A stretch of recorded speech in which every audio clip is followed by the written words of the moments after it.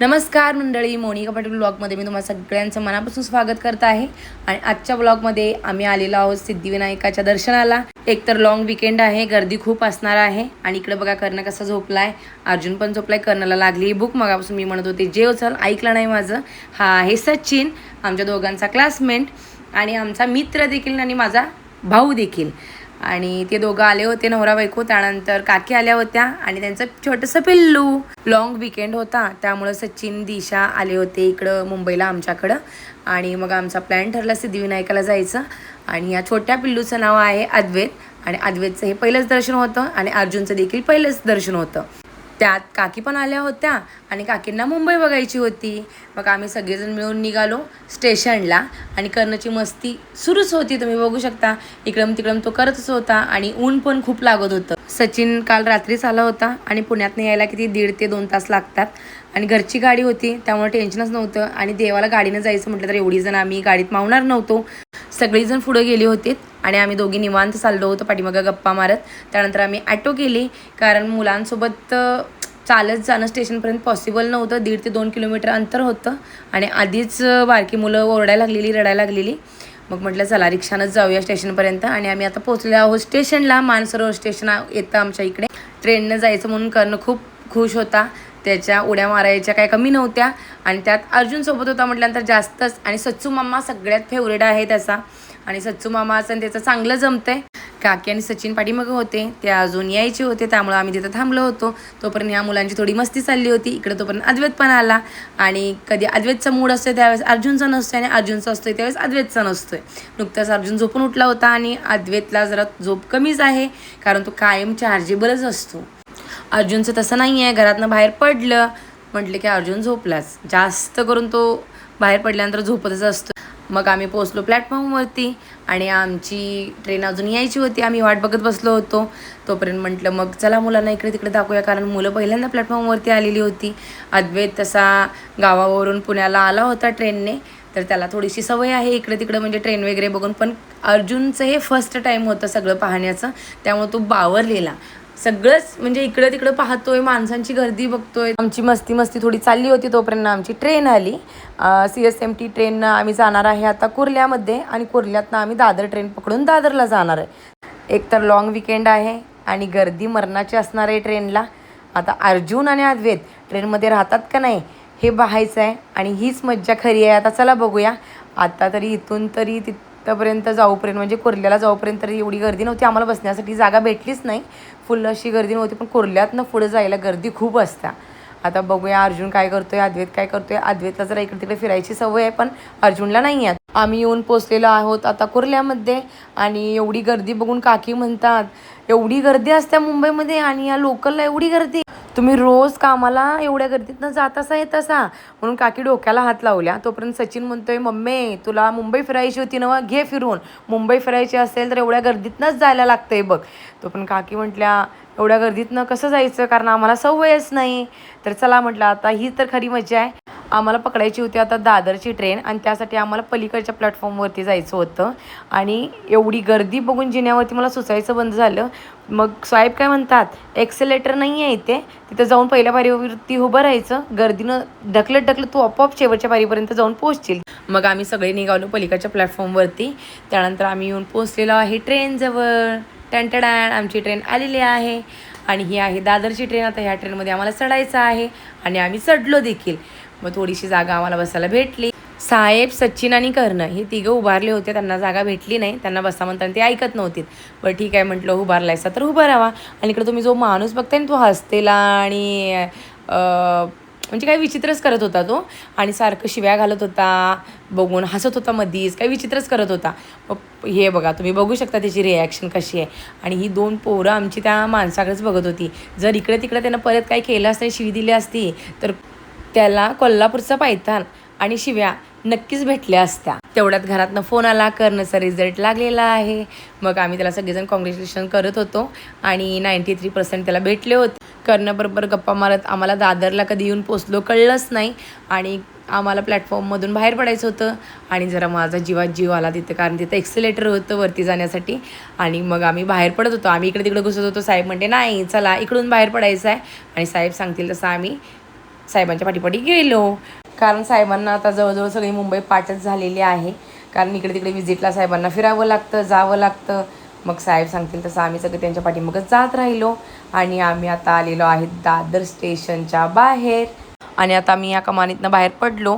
मग इकडे सगळीकडेच गर्दी असते. हा रोड खूप गच्च फुल भरलेला असतो. महानगरपालिकेची तुम्ही गाडी बघितलीस, ती गाडी सगळं दुकानं उघडून नेतात. त्यामुळं साहित्य काय लोकांनी इकडे तिकडे लावलेलं नाही आहे.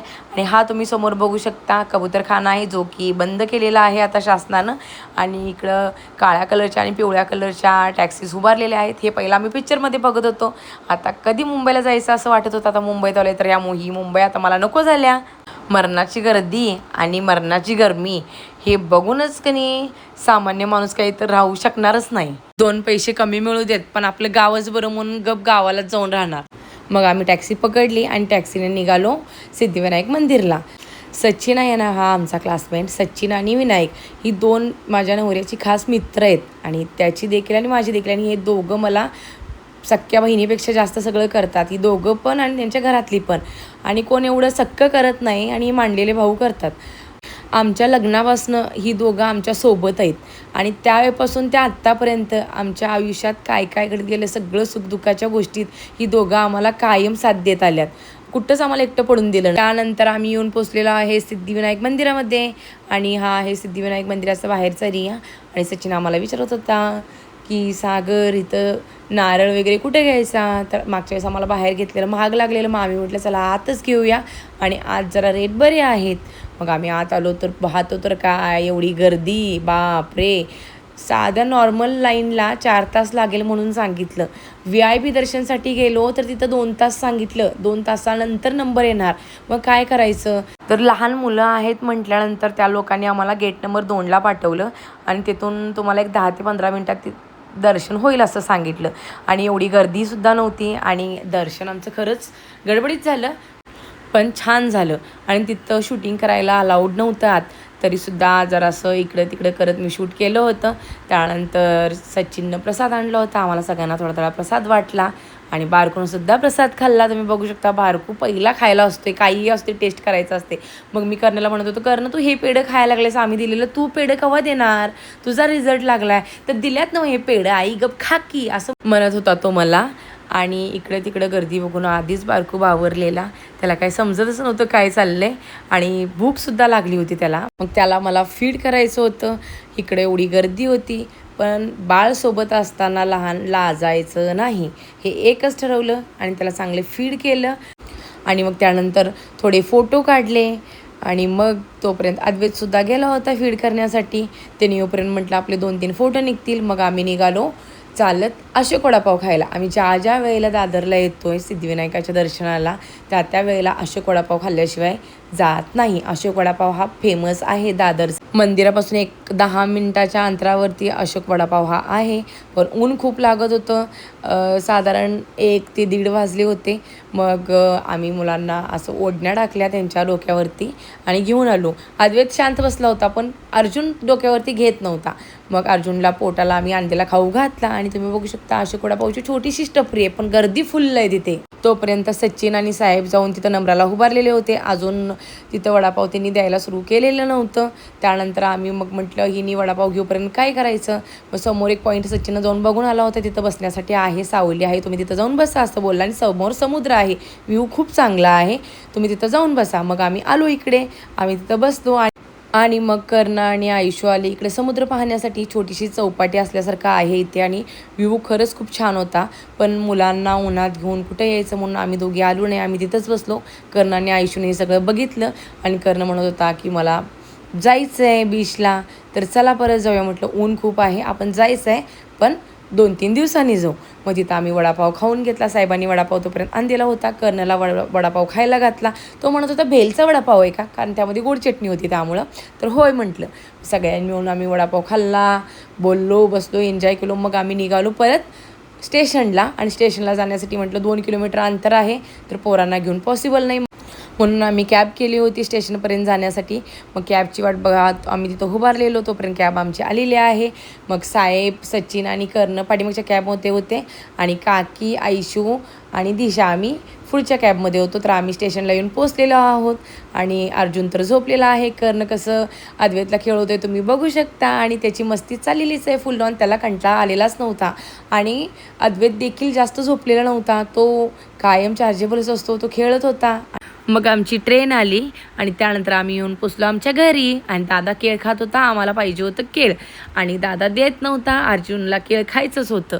मग आयुष्यूनं अर्जुनला चारण्यासाठी केळ घेतलं. इकडे साहेब आपल्या दोन्ही मुलांना खेळवत होते आणि इकडं सचिन आपल्या मुलाला आवरत होता. म्हणजे दोन बाबा दोन्हीकडे बिझी होते. त्यानंतर आम्ही संध्याकाळी निघालो अक्का मसूर खाण्यासाठी.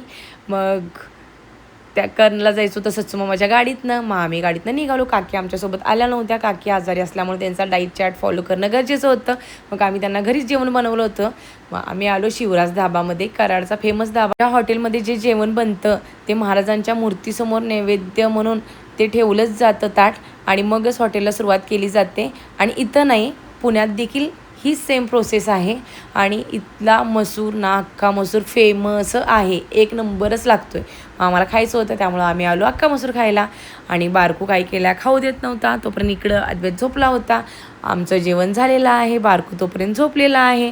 मग आमचा प्लॅन ठरला आईस्क्रीम खायचा. मग आम्ही आईस्क्रीम खाण्यासाठी नॅचरल आईस्क्रीम पार्लरला गेलो आणि तिथं जाऊन आईस्क्रीम खाल्लं. असेच नवनवीन व्हिडिओ पाहण्यासाठी माझ्या यूट्यूब चॅनेलला सबस्क्राईब करा, व्हिडिओला लाईक करा, शेअर करा आणि कमेंट नक्की करा. हा, आणि माझ्या इंस्टा पेजला देखील फॉलो करा. आता आपण भेटू अशाच एका नवीन व्हिडिओमध्ये. चला बाय बाय, धन्यवाद.